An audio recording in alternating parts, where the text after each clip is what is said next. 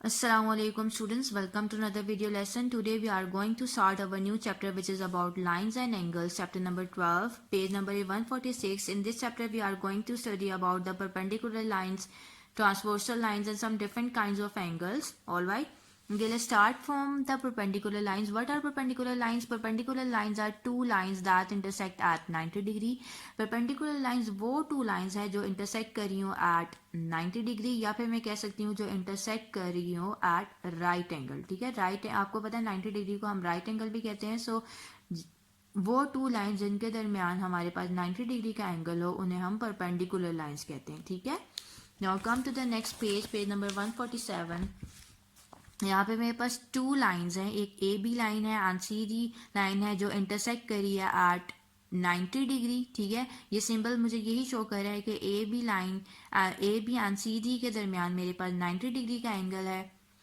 अब परपेंडिकुलर को हम सिंबॉलिकली कैसे रिप्रेजेंट करते हैं, ये जो सिंबल है ये परपेंडिकुलर के लिए है. ठीक है, तो अगर हमें दो लाइंस को ये शो करना हो कि वो एक दूसरे के परपेंडिकुलर है तो हम ये सिंबल यूज करते हैं. लाइक इन दिस केस यहाँ पे ए बी परपेंडिकुलर है सी डी के, तो मैं लिख सकती हूँ कि A B is perpendicular to C D. Alright, तो मैंने इसके लिए क्या यूज किया है, परपेंडिकुलर का सिंबल. ऑलराइट, सो ये सिंबल यही शो कर रहा है कि A B line is perpendicular to C D. Alright, now look at this. Two lines are said to be perpendicular to each other if the angle between them is a right angle or 90 degree. Two lines कब एक दूसरे के perpendicular होंगी, जब उनके दरमियान 90 degree का angle बन रहा हो. ठीक है, next topic is construction of perpendicular lines. Leave this topic for now, we will do it later because ये ज्योमेट्री से रिलेटेड है और इसमें ज्योमेट्री वर्क है, ये हम लोग बाद में करेंगे. Now turn your page, page number 148. Next topic is parallel lines.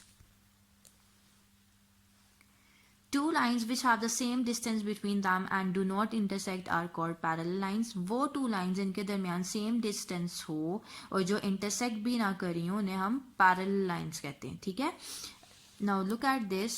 The perpendicular distance between parallel lines always remain constant. जो perpendicular distance होता है between parallel lines वो हमेशा constant रहता है, वो हमेशा same रहता है. और symbolically हम parallel को कैसे represent करते हैं, ये symbol जो है represent कर रहा है parallel को. ठीक है, तो जब टू लाइंस पैरेलल होंगी, लाइक यहाँ पर एक्स वाई यहाँ पे रिप्रेजेंट किया हुआ है A B is parallel to C D. ये सिंबल मुझे ये रिप्रेजेंट कर रहा है कि ए बी जो लाइन है वो पैरेलल है सी डी के. ठीक है, और नॉट पैरेलल, जब टू लाइंस एक दूसरे के पैरेलल नहीं होंगी तो उसके लिए क्या सिंबल यूज करोगे, यहाँ पे एक्स वाई लाइन है जो कि पी क्यू लाइन के पैरेलल नहीं है, तो सिंपली आपने पैरेलल लाइन के लिए सिंबल यूज किया और उसको यूं कट कर दिया. ठीक है, ये नॉट पैरेलल के लिए यूज हो रहा है सिंबल. ऑलराइट, तो पैरेलल लाइंस की कुछ एग्जांपल्स हैं. The books are stored parallel to each other, the panels of the window make parallel lines. ठीक है, तो ये आप एग्जांपल्स में लिख सकते हो पैरेलल लाइंस की. Now come to the next page, page number 149. यहाँ पे टू लाइंस हैं मेरे पास, A B and C D. ठीक है, basically A B line is perpendicular to C D. Alright, अगर मैं ए बी लाइन को रोटेट करूं थ्रू 90 डिग्री, लाइक यहाँ पे मेरे पास ए बी लाइन है उसको मैंने रोटेट किया है through 90 degree, this like this. ठीक है, तो मेरे पास जो ए बी लाइन है वो पैरेलल हो जाएगी सी डी लाइन के. ठीक है, जैसा यहाँ पे लिखा हुआ है कि the line become parallel, A B line is parallel to C D. Alright, अब नेक्स्ट यहाँ पे देखिएगा, यहाँ पे ए बी लाइन जो है परपेंडिकुलर है सी डी के, और अगर मैं ए बी लाइन को थ्रू 90 डिग्री रोटेट करती हूँ तो वो सी डी लाइन पर ओवरलैप कर जाएगी. मीन्स कि A B coincides with C D. ठीक है, now next is transversal. Transversal क्या होता है, a line that cuts two or more parallel lines at different points is called a transversal.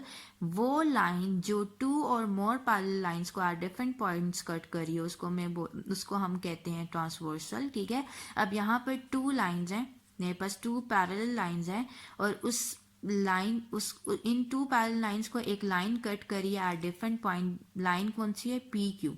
ये पी क्यू लाइन इन two parallel lines को cut करिए at different point, like at point L and at point M. So basically this PQ is a transversal. Now look at here. Now consider a transversal PQ. मेरे पास एक transversal है PQ cutting two parallel lines. Two parallel lines को वो cut कर रही है A, B and C, D at two different points. At two different points कौन से वो two points हैं L and M. ठीक है, at points L and M respectively. The 8 angles are formed at the two different points of intersection. अब मेरे पास 8 angles बन रहे हैं at the point of intersection. ठीक है, 8 angles कैसे, like L पर मेरे पास 4 angles बन रहे हैं, like angle 1, angle 2, angle 3, angle 4. ठीक है, तो ये angle 4 हो गए, 4 angles आ गए मेरे पास. और M point पे भी मेरे पास 4 angles बन रहे हैं, angle 1, angle 2, angle 3 and angle 4. ठीक है, अब मैं एंगल 1, एंगल 2, एंगल 3, एंगल 4 अगर इनका नाम दे रही हूँ तो यहाँ पे angle 5, angle 6, angle 7, angle 8 name दे दो आप लोग. ठीक है, तो टोटल मेरे पास 8 एंगल्स बनते हैं जब ट्रांसवर्सल कट करता है टू पैरेलल लाइंस को at two different points. Alright, now turn your page number is 150. यहाँ पे आपको टू पैरेलल लाइंस गिवन है, उसमें से एक ट्रांसवर्सल पास हो रहा है जो कट कर रहे हैं टू पैरेलल लाइंस को at point L and at point M. और यहाँ पे भी 4 एंगल्स बन रहे हैं एट पॉइंट L, और यहाँ पर एट पॉइंट M भी मेरे पास 4 एंगल्स बन रहे हैं. ठीक है, और उनको मैंने डिफरेंट नेमिंग दे दी, लाइक 1 2 3 4 5 6 7 8. ठीक है, उन एंगल्स को नेम दे दिया. अब मेरे पास एक्सटीरियर एंगल्स क्या हैं, exterior angles angle 1, angle 2, angle 7 and angle 8 lie outside the lines A, B and C, D. तो मेरे पास ये जो एंगल्स हैं वो हैं एक्सटीरियर एंगल्स. लाई यहाँ पे एंगल 1, एंगल 2, एंगल 7, एंगल 8, ये आउटसाइड द लाइन्स लाई करें ना. लाइक यहाँ पे मेरे पास लाइन है, आउटसाइड द लाइन मेरे पास एंगल 1, एंगल 2 है. ये मेरे पास लाइन है सीधी, आउटसाइड द लाइन मेरे पास एंगल 7, एंगल 8 है. सो बोथ दीज 4 एंगल्स मेरे पास क्या है, ये एक्सटीरियर एंगल्स. ठीक है, angle 1, angle 2, angle 7 and angle 8 are exterior angles because these angles lie outside the lines. Alright, interior angles कौन से हैं, interior angle angle 3, angle 4, angle 5 and angle 6 lie between A, B and C, D. यहाँ पे angle inside मेरे inside the lines मेरे पास कौन से एंगल्स हैं, angle 3, angle 4, angle 6 and angle 5. ठीक है, so these are the interior angles. ठीक है, now next is corresponding angles. Angle 1 and angle 5, angle 4 and angle 8, angle 2 and angle 6, angle 3 and angle 7 are the 4 pairs of corresponding angles. अब यहाँ पे angle 1 के जो corresponding angle आ रहा है वो एंगल 5 है. ठीक है, इन दोनों की सेम पोजीशन आ रही है. ठीक है, लाइक यहाँ पे अगर ये लाइन पास हो रही है, यहाँ पे ये लाइन पास हो रही है, तो जो ये इस एंगल की पोजीशन है यहाँ पर इस एंगल की भी वही पोजीशन है. ठीक है, तो एंगल 1 के कॉरिस्पॉन्डिंग एंगल आ रहा है एंगल 5, एंगल 2 के कॉरिस्पॉन्डिंग एंगल आ रहा है एंगल 6, एंगल 4 के कॉरिस्पॉन्डिंग एंगल आ रहा है एंगल 8, एंगल 3 के कॉरिस्पॉन्डिंग एंगल आ रहा है एंगल 7. ऑलराइट, अब ऑल्टरनेट एंगल्स क्या है, angles angle 3 and angle 5 and angle 4 and angle 6 are the two pairs of alternate angles. यहाँ पे angle 3 के alternate angle कौन सा है, angle 5, और angle 4 के alternate angle मेरे पास क्या है, angle 6. So angle 3 and angle 5, angle 4 and angle 6 are the two pairs of alternate angles. All right.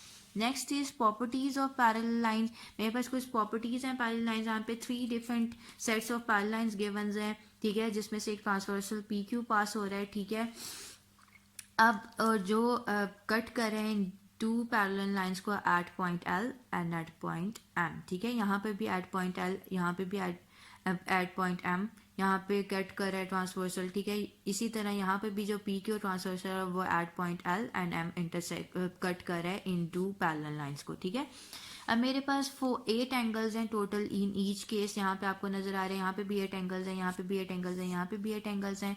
ठीक है, अब आपने ये एंगल्स, आप लोगों ने इन एंगल्स के साइजेस को फाइंड आउट करना है with the help of protractor. It's your homework कि आप लोगों ने इस टेबल को कंप्लीट करना है. ठीक है, और एक टेबल कैसे कंप्लीट करोगे, लाइक फर्स्ट केस है मेरे पास, तो इसका angle 1, angle 2, angle 3, angle 4, angle 5, angle 6, angle 7, angle 8 आप लोगों ने फाइंड आउट करना है with the help of protractor. ठीक है, यहाँ पे आप लोग प्रोटेक्टर रखोगे, जो भी एंगल 1 आ रहा है वो आपने यहाँ पर टेबल में लिखना है. ठीक है, देन यहाँ पर प्रोटेक्टर रखोगे, एंगल 2 जो भी आ रहा है यहाँ पे उसकी वैल्यू लिखोगे, एंगल 3 जो भी आ रहा है उसकी वैल्यू टेबल में लिखनी है, एंगल 4 जो भी आ रहा है एंगल 4 की वैल्यू लिखनी है. देन 5, 6, 7, 8 इसी तरह फाइंड आउट करते जाओगे और अपनी वैल्यूज इन टेबल में लिखते जाओगे. ठीक है, now come to the next page, page number 151। यहाँ पे कुछ प्रॉपर्टीज है मेरे पास पैरेलल लाइंस की। Look at this. If two parallel lines are cut by a transversal, the corresponding angles formed are equal in size. यहाँ पे आप लोग equal लिखो, बिकॉज जब आप लोग angles find out करोगे ना, जो corresponding angles होंगे वो आपको equal मिलेंगे, ठीक है। तो यहाँ पे आप लोगों ने equal लिखना है। टू पैरेलल लाइन जब कट करी हो बाय ट्रांसवर्सल, सो जो कॉरिस्पॉन्डिंग एंगल्स बनते हैं वो मेरे पास इक्वल होंगे इन साइज, ठीक है। Next property is if a transversal intersects two parallel lines the alternate angles are equal in size. यहाँ पे आप लोग इक्वल लिखें, क्योंकि जब आप लोग एंगल्स फाइंड आउट करके टेबल में वैल्यूज लिखेंगे ना, तो आप लोगों को अल्टरनेट एंगल्स इक्वल मिलेंगे, ठीक है। दैट मीन कि जब ट्रांसवर्सल इंटरसेक्ट करता है टू पैरेलल लाइंस को, तो जो अल्टरनेट एंगल्स बनते हैं वो इक्वल इन साइज होंगे। इसी तरह मेरे पास थर्ड प्रॉपर्टी है, if a transversal intersects two parallel lines the sum of the interior angles on the same side of the transversal is equal to 180 degree. अब ट्रांसवर्सल जब टू पैरेलल लाइंस को cut करेगी, तो जो sum होगा मेरे पास इंटीरियर एंगल्स का on the same side of the transversal वो इक्वल टू होगा 180 डिग्री। यहाँ पे आप 180 डिग्री लिखो, ठीक है। लाइक यहाँ पर मेरे पास 3 and 4 क्या है, इंटीरियर एंगल्स हैं। 3 and 4 इंटीरियर एंगल्स का सम मेरे पास 180 डिग्री के इक्वल होगा, ठीक है। सो आप लोगों ने ये 3 प्रॉपर्टीज अंडरलाइन करनी है। Underline these properties. Now come to the exercise 12A। Question number 1 and 2 को अभी आप लोग छोड़ दें, ये हम लोग बाद में करेंगे। इसमें ज्योमेट्री वर्क है। Question number 3 is in the given figure AB is perpendicular to CD and PQ is a transversal cutting them at two points. Find angle X and angle Y। यहाँ पे मेरे पास 2 लाइंस हैं, एक line AB है, एक line CD है, जो जिससे एक ट्रांसवर्सल पास हो रहा है। इन 2 लाइन से एक ट्रांसवर्सल पास हो रहा है जो कट कर रहा है एट 2 पॉइंट्स, ठीक है। मुझे angle X and angle Y find out करना है। उसके लिए आप लोग क्या करोगे, लुक एट दिस।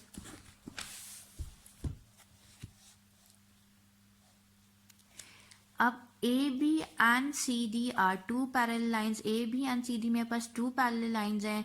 सो मेरे पास कॉरिस्पॉन्डिंग एंगल्स क्या होंगे, इक्वल। अब कॉरिस्पॉन्डिंग एंगल्स कौन से हैं, 140 के कॉरिस्पॉन्डिंग एंगल आ रहा है Y। सो Y एंगल मैं कह सकती हूँ कि 140 डिग्री के इक्वल होगा, बिकॉज ये कॉरिस्पॉन्डिंग एंगल्स हैं और कॉरिस्पॉन्डिंग एंगल्स मेरे पास इक्वल होंगे। So angle Y is equal to 140 degree, और मैंने ब्रैकेट में लिख दिया कि क्या है ये, कॉरिस्पॉन्डिंग एंगल्स, ठीक है। अब we know that sum of adjacent angles on a line is 180 degree. अब sum of adjacent angles on a straight line मेरे पास 180 डिग्री के इक्वल होता है, ठीक है। अब यहाँ पे एडजेसेंट एंगल्स कौन से आ रहे हैं, angle X is adjacent to angle Y। तो इन दोनों एडजेसेंट एंगल्स का सम मेरे पास 180 डिग्री के इक्वल होगा। Angle X as it is लिख लिया, एंगल Y की वैल्यू मैंने ऊपर फाइंड आउट कर लिया 140 डिग्री। एंगल Y की जगह आपने 140 डिग्री लिखा, is equal to 180 degree put करना है। Angle X as it is equal to 140 degree, यहाँ पे प्लस हो रहा है, या दूसरी साइड पर जब ये 140 डिग्री जाएगा तो यहाँ पे माइनस हो जाएगा। 180 degree minus 140 is equal to 40 degree. Alright, so इस तरह आपने अपना एंगल Y और एंगल X फाइंड आउट कर लिया। सिंपली आपने पहले कॉरिस्पॉन्डिंग एंगल्स को इक्वल पुट कर लिया, तो मेरे पास एंगल Y 140 डिग्री के इक्वल आ गया। देन आपने एडजेसेंट एंगल्स का सम लेना है which is equal to 180 degree. Angle X as it is, angle Y की जगह वैल्यू पुट कीजिएगा, प्लस से उधर जाके माइनस हो जाएगा, सब्ट्रैक्ट करने के बाद आपके पास एंगल X आ जाएगा। ऑलराइट, क्वेश्चन 4 है the arms of angle ABC and angle DEF are parallel, find angle X and angle Y। यहाँ पर मेरे पास AB एंड DE पैरेलल आ रहा है एक दूसरे के, ठीक है, या फिर BA या ED पैरेलल है एक दूसरे के, तो मुझे एंगल X और एंगल Y फाइंड आउट करना है। अब लिख दिया as BA and ED are parallel, so ये BA एंड ED एक दूसरे के पैरेलल है, सो कॉरिस्पॉन्डिंग एंगल्स क्या होंगे, इक्वल होंगे, ठीक है। सो Y मैं लिख सकती हूँ कि angle Y is equal to 65 degree होगा। So angle Y is equal to 65 degree because both these angles are corresponding angles, और मैंने ब्रैकेट में क्या लिख दिया कि ये क्या है, कॉरिस्पॉन्डिंग एंगल्स। नाउ अब आपको मैंने बताया था कि sum of the interior angles जो है मेरे पास 180 डिग्री के इक्वल होता है। यहाँ पे इंटीरियर एंगल्स कौन से, angle X and angle Y, ठीक है, जो on the same line lie कर रहे हैं, ठीक है। तो basically these are interior angles जिनका सम 180 डिग्री के इक्वल होगा। तो मैंने लिख दिया angle X plus angle Y is equal to 180 degree, ठीक है। अब angle X plus angle Y की जगह आपने 65 डिग्री पुट कर लिया, जिसको 180 डिग्री 65 यहाँ ऐड हो रहा है, जाके माइनस कर दिया। माइनस करने के बाद आपके पास आंसर आ रहा है 150 डिग्री 15 डिग्री 115 डिग्री। ठीक है। अब आपने इस क्वेश्चन में कुछ भी नहीं किया, जस्ट आपके पास टू पैरेलल लाइंस थी, B A and E D एक दूसरे के पैरेलल थे। तो जब ये दो लाइंस पैरेलल हैं तो कॉरिस्पॉन्डिंग एंगल्स एक दूसरे के इक्वल हो जाएंगे, तो वाई इज इक्वल 65 डिग्री आ गया। अब मैंने सम ऑफ इंटीरियर एंगल्स करना है। सम ऑफ इंटीरियर एंगल्स आपके पास 180 डिग्री के इक्वल होता है, आपने प्रॉपर्टीज में पढ़ा है। ठीक है। Angle X plus angle Y is equal 180 degree put कर लिया, एंगल वाई की वैल्यू पुट की, यहाँ प्लस हो रहा था जाके माइनस हो गया, सब्ट्रैक्ट करने के बाद आपके पास एंगल एक्स की वैल्यू आ जाएगी। ठीक है। Now question number 5 is, in the given figure AB is parallel to CD, PQ is perpendicular to AB and LM is perpendicular to CD. Find measure LM if measure PQ is equal to 1.4 centimeter. अब मेरे पास two lines हैं, AB is parallel to CD, ठीक है। अब P Q जो है perpendicular है ए बी के एंड एल एम जो है परपेंडिकुलर है सी डी के। ठीक है। मुझे अगर मैंने फाइंड आउट करना है एल एम, अगर मेरे पास पी क्यू की वैल्यू क्या है 1.4। अब आपको सामने नज़र आ रहा है कि पी क्यू जो है पैरेलल है एल एम के, एल एम पैरेलल है पी क्यू के। जब पी क्यू की मेजरमेंट मुझे 1.4 सेंटीमीटर गिवन है तो एल एम भी 1.4 सेंटीमीटर होगी। तो इसका आंसर हम कैसे लिखेंगे? As we know that A B is parallel to CD, AB parallel है CD के and PQ is perpendicular to AB, PQ is perpendicular to AB and LM is perpendicular to CD, LM is perpendicular to CD. So if measure PQ is equal to 1.4 centimeter, अगर मेरे पास PQ 1.4 centimeter है then measure LM is equal to 1.4 centimeter, then LM भी मेरे पास 1.4 centimeter होगी as PQ and LM are parallel to each other because PQ and LM क्या है, एक दूसरे के parallel है। Alright, now come to the next page, question number 6. In the given figure, AB is perpendicular to CD, PQ and RS are two transversals. Evaluate the angles X, Y and Z. अब मेरे पास AB and CD two parallel lines हैं, ठीक है। PQ and RS जो हैं to transversals हैं। मुझे angle X, Y and Z find out करना है। Solution is basically in figure. अब आपको फिगर में नजर आ रहा है कि X जो है एक्स एंड 60 डिग्री जो है एक दूसरे के क्या है, एडजेसेंट एंगल्स। और आपको पता है कि sum of the adjacent angles are always equals to 180 degree. तो मैंने इन दोनों के सम को 180 डिग्री के इक्वल पुट कर दिया। यहाँ प्लस 60 डिग्री है, इक्वालिटी की दूसरी साइड पे शिफ्ट करूंगी तो ये माइनस हो जाएगा। 180 degree minus 60 degree is equal to 120 degree.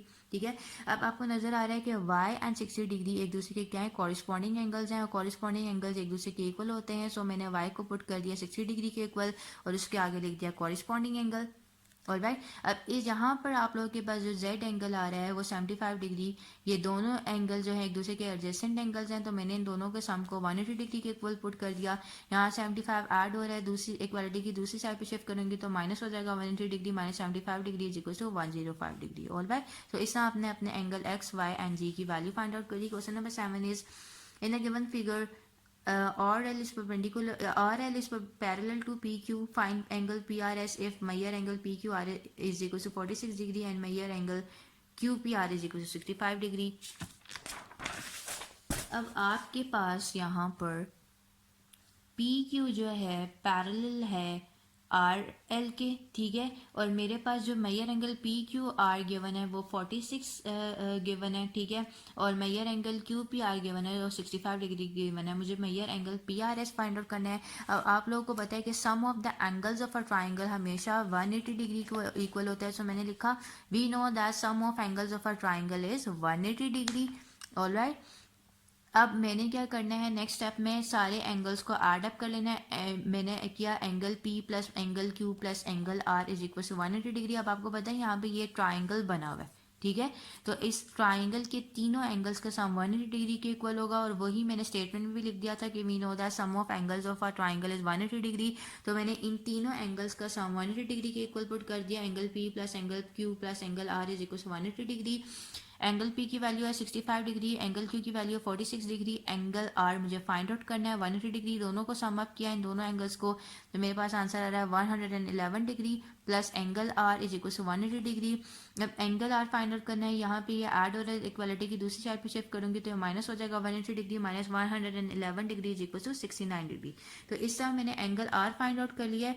अब फ्रॉम फिगर यहाँ पे जो एक्सटीरियर एंगल नज़र आ रहा है, यहाँ पे आपको जो एक्सटीरियर एंगल नज़र आ रहा है वो एंगल पी आर एस है। ये जो बाहर एंगल, एक्सटीरियर एंगल जो बाहर एंगल लाई कर रहा है उसको एक्सटीरियर एंगल, यहाँ पर ये एक्सटीरियर एंगल है, ठीक है। एंगल पी आर एस जो है मेरे पास एक्सटीरियर एंगल है, जो बाहर एंगल लाई कर रहा है उसको एक्सटीरियर एंगल यहाँ पे कहेंगे, ठीक है। और इंटीरियर एंगल कौन सा है, एंगल आर, जिसका मैंने एंगल फाइंड आउट किया, एंगल आर मैंने अभी फाइंड आउट किया। सो एंगल आर, ये वाला जो एंगल आ रहा है ये इंटीरियर एंगल है। एक्सटीरियर और इंटीरियर एंगल का सम जो है मेरे पास 180 डिग्री के इक्वल होगा, ठीक है। और ये पूरा का पूरा एंगल बेसिकली 180 डिग्री बन रहा है, तो मैं इन दोनों एंगल्स का सम को 180 डिग्री के इक्वल पुट कर दूंगी, ठीक है। एक्सटीरियर एंगल के सम को मैंने इंटीरियर एंगल, एक्सटीरियर एंगल को मैंने जब ऐड अप किया इंटीरियर एंगल में, तो मैंने उन दोनों के सम को 180 डिग्री के ऊपर पुट करना है, ठीक है। तो मैंने लिखा angle P R S exterior angle bracket में लिख दिया प्लस एंगल आर जो इंटीरियर एंगल है is equals to 180 degree. Alright, अब angle P R S as it is आ गया क्योंकि मुझे फाइंड आउट करना है, प्लस एंगल आर जो इंटीरियर एंगल था वो मैंने फाइंड आउट किया था 69 डिग्री, वो लिख दिया इज इक्वल टू 180 डिग्री। यहाँ पे प्लस 69 डिग्री है, इक्वालिटी की दूसरी साइड पे जब शिफ्ट करूंगी तो माइनस हो जाएगा, ठीक है। 180 minus 69 is equals to 111 degree. All right, so angle P R S जो एक्सटीरियर एंगल है वो मेरे पास इक्वल टू आ गया 111 degree. So this is your answer. Okay students, so this exercise is completed. Inshallah we will start our new exercise in the next session. Till then, Allah Hafiz.